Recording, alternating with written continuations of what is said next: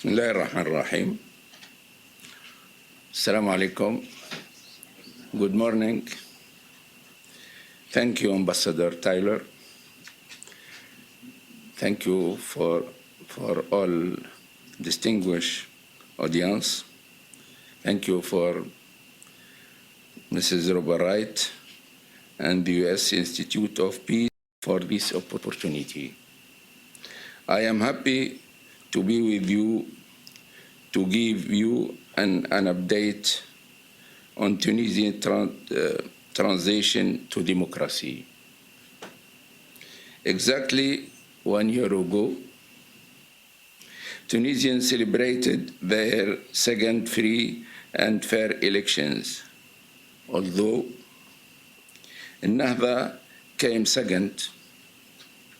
We celebrated the elections as a victory for all Tunisians.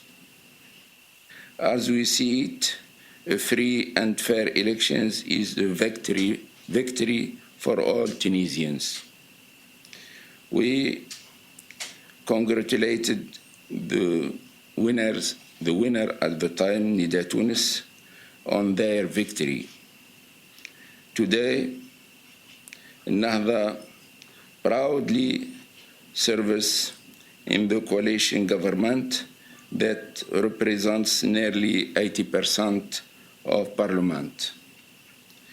This model of democracy, coalition and consensus is being celebrated by all friends of Tunisia and all believers in democracy. But the road hasn't been easy. Just over 2 years ago, in 2013, Tunisia's democratic transition nearly collapsed. Many voices were raised seeking to shut down the parliament and stop the writing the constitution.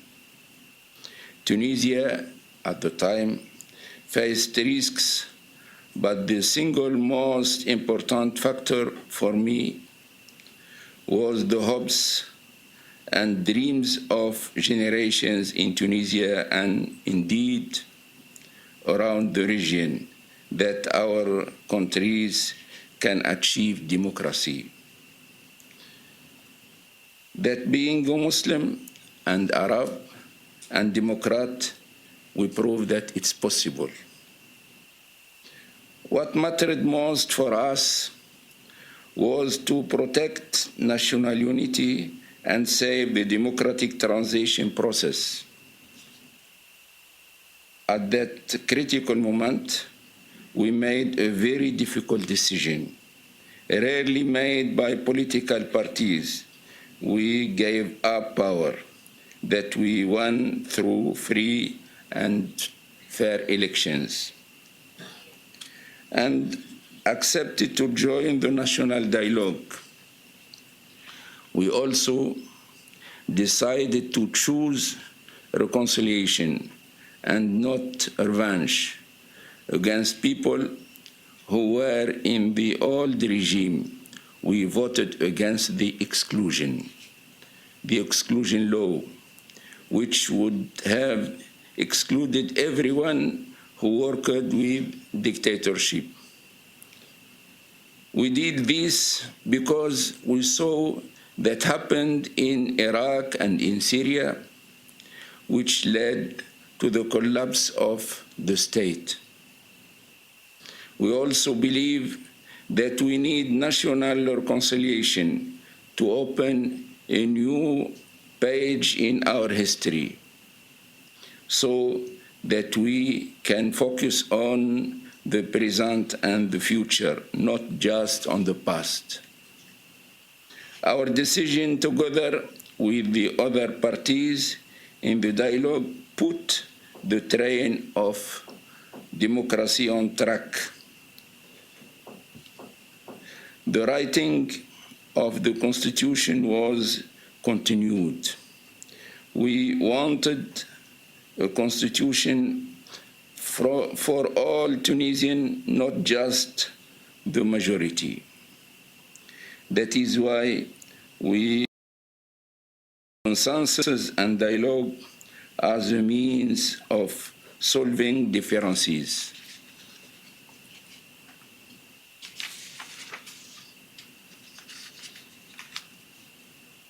As a result, the Constitution was voted by 94% of Parliament. We now have a Constitution that guarantees democracy, human rights, equality between men and women, freedom of conscience and belief, and freedom of press. As a result, Tunisia had its second free and fair elections, and we are now building the institutions of the Democratic Republic. Throughout that difficult period, we have always tried very hard to avoid polarization, whether between Islamists and secularists, or between revolutionary forces and old regime. This, I believe, was also very important for the success of the Tunisian model. Cooperation between moderate Islamists and moderate secularists is necessary for the success of democracy in our region.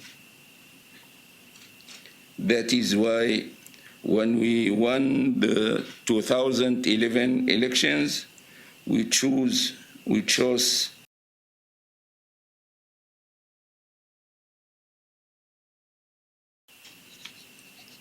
and that is why after 2014 elections, we decided to join the coalition government with Midatu.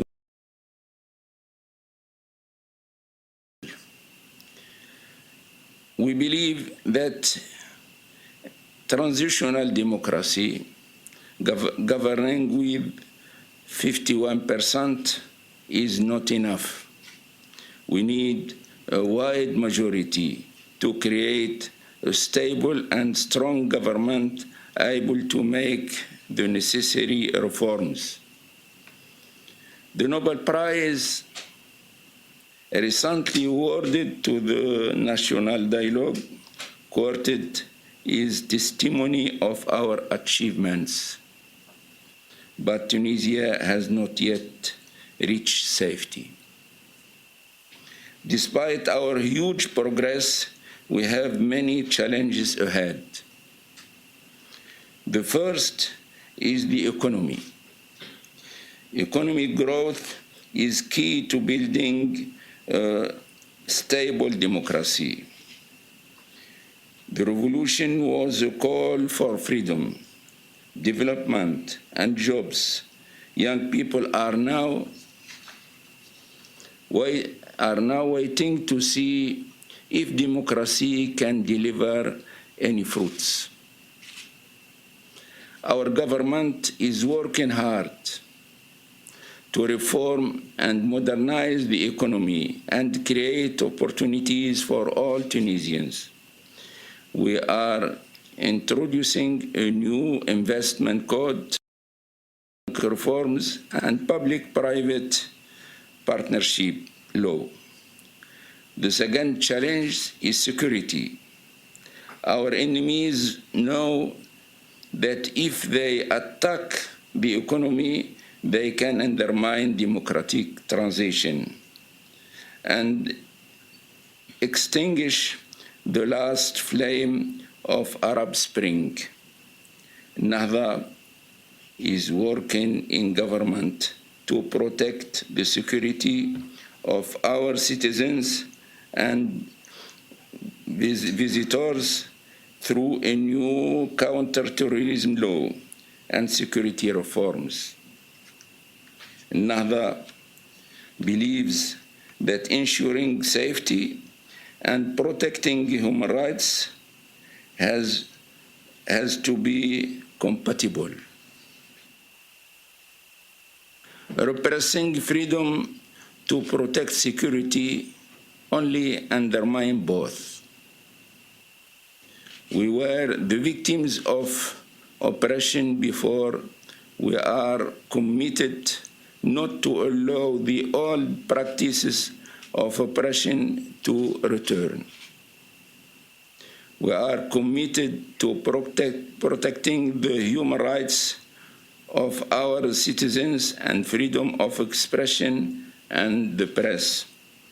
Despite the challenges, we are very optimistic. Tunisia has already shown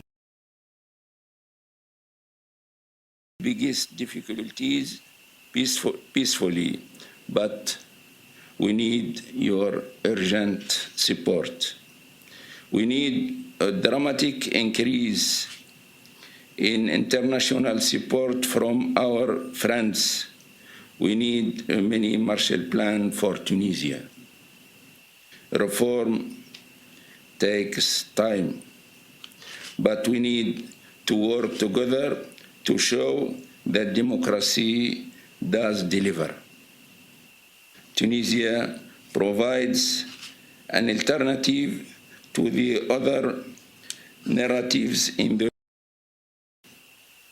first call for extremism, terrorism, and claim that Islam and democracy are not compatible.